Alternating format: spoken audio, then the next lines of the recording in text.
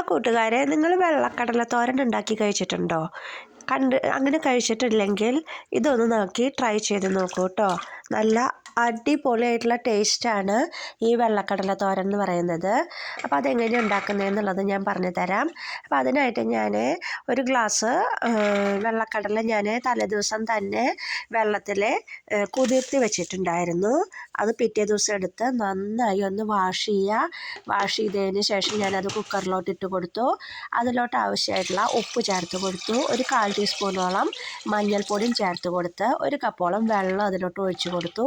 എന്നിട്ട് നന്നായി ഒന്ന് മിക്സ് ചെയ്ത് വയ്ക്കുക.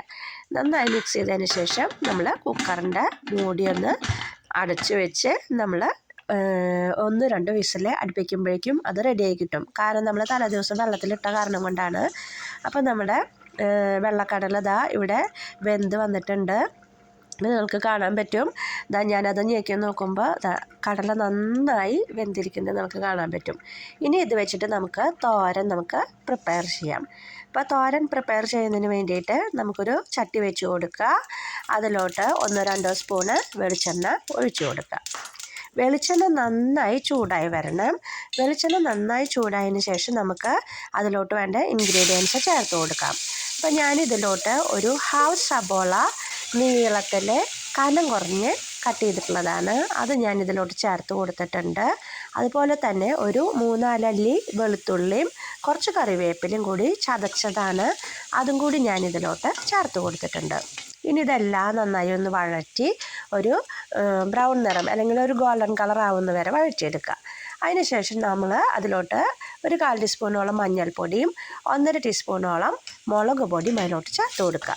അത് ചേർത്ത് അത് നന്നായി ഒന്ന് മൊരിഞ്ഞ് വരണം. നന്നായി മൊരിഞ്ഞ് വരുമ്പോഴാണ് നമുക്ക് അതിൻ്റെ ഒരു ടേസ്റ്റ് കിട്ടുക.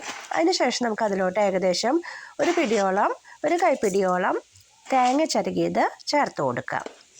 തേങ്ങ ചിരകിയത് ചേർത്തതിന് ശേഷം അതും നമുക്ക് നന്നായി ഒന്ന് ഇളക്കി കൊടുക്കാം. അതിലത്തെ ഒരു ജലാംശം ഒന്ന് ചെറുതായി പറ്റുന്ന രീതിയിൽ ഒന്ന് മിക്സ് ചെയ്തെടുക്കാം. കഴിഞ്ഞു. ഇത്രയാണ് നമുക്ക് ആകെ അതിൻ്റെ ഇൻഗ്രീഡിയൻസ് വരുന്നത്.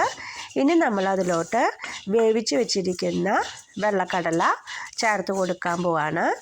വെള്ളക്കടല ചേർത്ത് നന്നായി ഒന്ന് മിക്സ് ചെയ്തെടുക്കുക.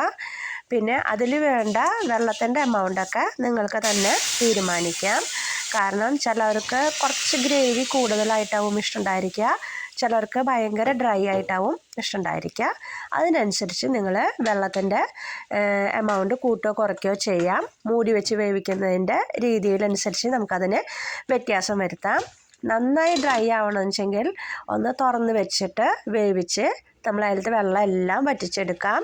ചെറിയ കുറുകിയൊരു ഗ്രേവി വേണമെന്ന് വെച്ചെങ്കിൽ നമ്മളൊന്ന് അടച്ച് വയ്ക്കുക. അപ്പോൾ അതിൻ്റെ ആവിയിലുള്ള വെള്ളം തന്നെ അതിലോട്ട് വീഴും. അപ്പം നമുക്ക് ഒരു കുറുകിയ ഗ്രേവിയോട് കൂടിയിട്ട് നമുക്ക് റെഡിയാക്കി എടുക്കാനായിട്ട് സാധിക്കും. ഇതിപ്പോൾ നിങ്ങൾക്ക് അവിടെ കാണാൻ സാധിക്കും. ആ ഉപ്പും മുളകും മഞ്ഞൾപ്പൊടിയും സബോളയും എല്ലാം അതിലോട്ട് നന്നായി പരണ്ടിരിക്കത്തക്ക രീതിയിൽ നന്നായി ഒന്ന് മിക്സ് ചെയ്ത് കൊടുക്കുക. ഇടയ്ക്കിടയ്ക്കൊന്ന് മിക്സ് ചെയ്യുക. ഒന്ന് മൂടി വെച്ച് വേവിക്കുക. നമ്മുടെ കടലക്കറി ഇവിടെ റെഡിയായി കഴിഞ്ഞു. നിങ്ങളെല്ലാവരും തന്നെ ഇതൊന്ന് ട്രൈ ചെയ്ത് നോക്കിയോളൂ. കണ്ടില്ലേ, അസാധ്യ ടേസ്റ്റ് എന്ന് പറഞ്ഞാൽ അസാധ്യ ടേസ്റ്റാണ്. അപ്പം നിങ്ങളെല്ലാവരും തന്നെ ഇതൊന്ന് ട്രൈ ചെയ്ത് നോക്കുക.